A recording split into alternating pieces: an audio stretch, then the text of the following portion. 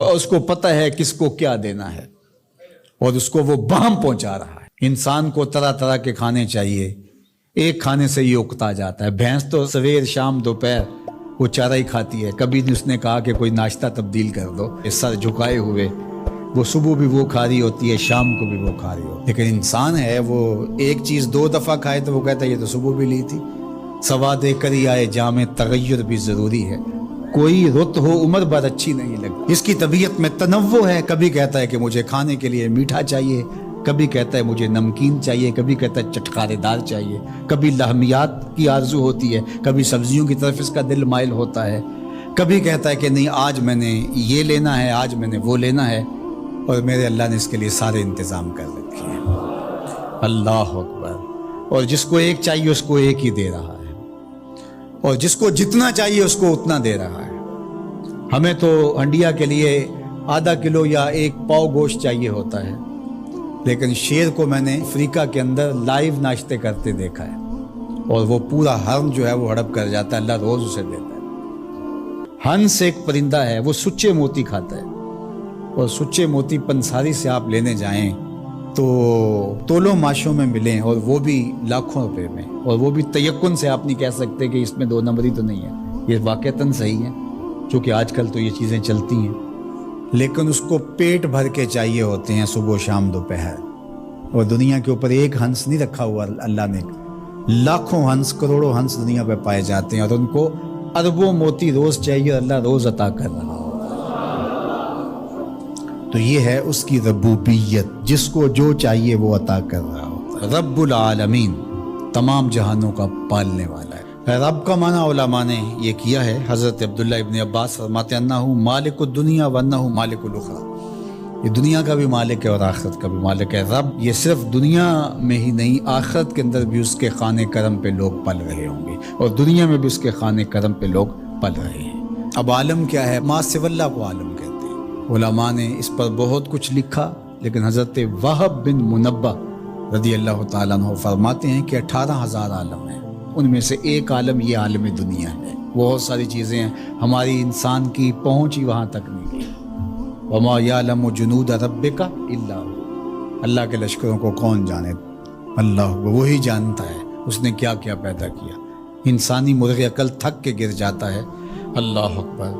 تو کہا رب العالمین، تمام جہانوں کا پالنے والا۔ اچھا، یہاں رب المسلمین نہیں کہا گیا، رب المطیعین نہیں کہا گیا، رب المتقین نہیں کہا گیا۔ صرف نیکوکاروں کا، اچھے لوگوں کا رب ہو، جو نہیں مانتے وہ ان کا بھی رب ہے، جو انکار کرتے ہیں ان کا بھی رب ہے۔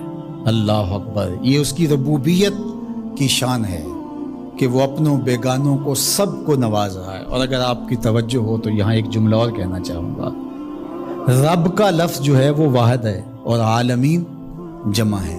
رب العالمین، ایک رب اتنے جہانوں کو پال رہا ہے، ایک رب اتنے جہانوں کو پال رہا ہے۔ چلو اس سے آگے ایک اور بات کروں، رب واحد ہے اور عالمین جمع ہے، تو ایک رب کے کئی بندے ہو سکتے ہیں، ایک بندے کے کئی رب نہیں ہو سکتے۔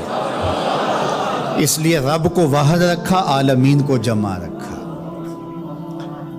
کیونکہ اگر ایک خادم جو ہے، ایک غلام 5-6 آقا رکھے تو ایک کہے پانی لے کے، اور دوسرا کہے کہ میرے حقے میں آگ بھرو، اور تیسرا کہے تو وہ کدھر جائے گا کدھر جائے گا، اور ایک آقا 100 خادموں سے بھی کام لے رہا ہے۔ تو رب کو واحد رکھا، عالمین کو جمع رکھا، اس لیے بندے کا رب ایک ہی ہو سکتا ہے، 360 نہیں ہو سکتے۔ رب ایک ہی ہوگا، اور ایک رب کے ہی بندے جو ہیں وہ ہزاروں ہیں۔ وہ تمام جہانوں کو پال رہا ہے۔ کیوں پال رہا ہے؟ کوئی ضرورت ہے اسے؟ جو بھی ہے، باپ اولاد کو پالتا ہے تو اس کے ذہن کے کسی گوشے میں ہوتا ہے یہ بڑھاپے کا سہارا بنے۔ شاگردوں کو استاد پڑھا رہا ہوتا ہے، اس کے ذہن میں ہوتا ہے کہ کل یہ میرے کاز میں میرے ساتھ کھڑے ہو جائیں گے، میرے ساتھی ہوں گے۔ ملازموں کے ساتھ ان کا باس کھڑا ہوتا ہے تو ان سے کام لینا ہوتا ہے، غرض ہوتی ہے۔ تو اللہ اتنے جہانوں کو پال رہا ہے تو کیا غرض ہے؟ الرحمن الرحیم، محض رحمان ہے نا، اسے کوئی غرض نہیں، وہ رحمان ہے اور رحیم ہے، اور یوں ہی پال رہا ہے۔ جو نہیں مانتا اسے بھی پال رہا ہے، اور جو مان رہا ہے اسے بھی پال رہا ہے۔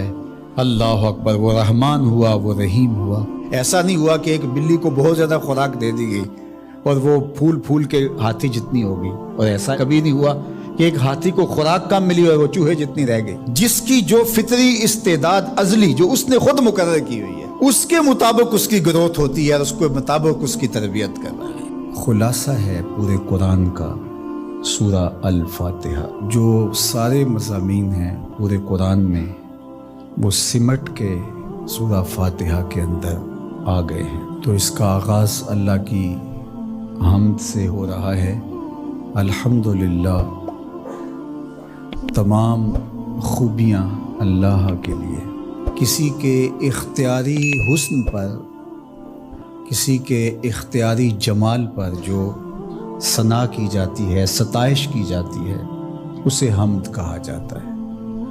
کچھ خوبیاں اختیاری نہیں ہوتی، غیر اختیاری ہوتی۔ اگر کسی کا رنگ سفید ہے، نقوش تیکھے ہیں اور اس کی آنکھیں نرگسی ہیں، اس کے دیگر اعضاء کا توازن بڑا اچھا ہے، تو یہ اس کا اپنا کمال نہیں ہے۔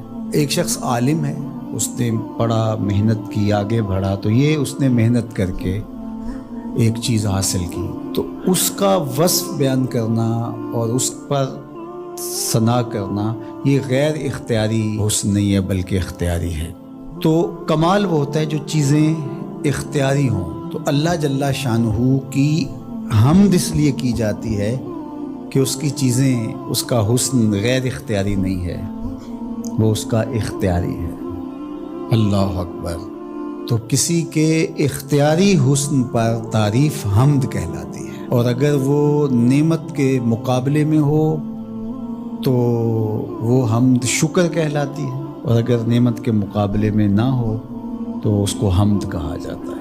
حضرت کعب احبار رضی اللہ تعالی عنہ فرماتے ہیں کہ الحمد کی تفسیر ثناء اللہ ہے، اللہ کی ثنا، اللہ کی تعریف۔ اور حضرت ضحاک بن مزاحم نے اس کا ترجمہ کیا ہے الحمدللہ رداء الرحمن، یہ رحمان کی چادر ہے۔ جس طرح چادر زینت دیتی ہے اور وقار کی علامت ہوتی ہے، اور اہل عرب کندھے کے اوپر چادر ڈال کر کے جو ہے وہ ایک خاص ان کی حیت ہوتی ہے۔ یہاں گرمی سردی سے بچاؤ کے لیے چادر لی جاتی ہے، لیکن عرب میں چادر جو ہے وہ زینت کے لیے لی جاتی ہے، اور وہ آپ نے دیکھا ہوگا کہ عرب علماء یہاں کندھے پہ چادر رکھتے ہیں، تو وہ زینت کے لیے ہوتی ہے، ضرورت کے لیے نہیں ہوتی۔ تو اس لیے یہاں جو رداء الرحمن کہا گیا ہے، تو الحمد رحمان کی زینت ہے، وقار کی چادر ہے۔ ثنا کی جتنی بھی قسمیں اور جتنی بھی صورتیں ہیں وہ اللہ کے لیے، وہ ڈائریکٹ تعریف کی جائے تب بھی اللہ کی، انڈائریکٹ تعریف کی جائے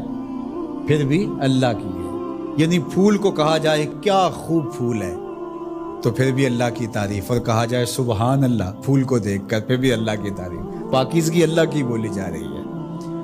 اور اگر اس کی درزوں کو، اس سے مہکتی نکلتی خوشبو کو، اس کے رنگوں کا جمال اور اس کی لطافت دیکھ کر کے کہ واہ کیا کھلا ہوا شگفتہ گلاب ہے، تو آپ گلاب کی تعریف کر رہے ہیں لیکن خالق گلاب کی تعریف کر رہے ہیں، یہ انڈائریکٹ تعریف۔ تو خوبی کی جتنی بھی صورتیں ہیں، چاہے وہ ڈائریکٹ ہو، چاہے وہ انڈائریکٹ ہو، چاہے وہ قولن ہو، رویتاً ہو، فعلاً ہو، جس طرح ہو، اللہ کے لیے ہے۔ اس کی تم کیوں خوبیاں بیان نہیں کرو گے؟ الحمدللہ رب العالمین، وہ تمام جہانوں کو پالنے والا۔